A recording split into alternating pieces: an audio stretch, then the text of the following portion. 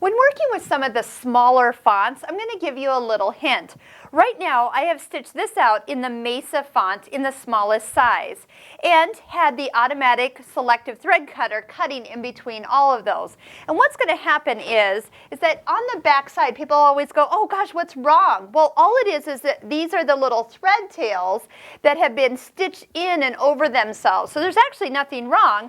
And when I was done, I didn't have anything to trim on the front. But there are times where I like to actually turn this off. So we're going to go up to the tools here in the set menu and turn off the, actually the automatic jump stitch trim and then touch OK. So we're going to go ahead and stitch this out one more time just to see what this is going to look like.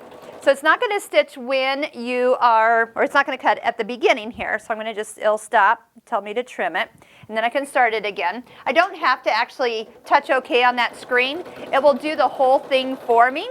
So what it's going to do is it will lock.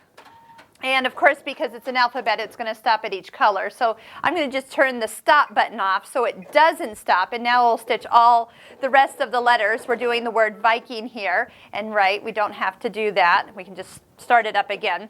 But it will go ahead and stitch each of the letters and keep on going. So the little thread jump in between stays connected on the top, and it also stays connected on the underneath side. It also stitches out a lot faster because it's not stopping, cutting, jumping, stopping, cutting, and stitching. It's actually a much faster way to do this. So even though you have to do the trimming at the end, and it does actually cut at the end of the stitch because that is part of the program, tells me I'm done.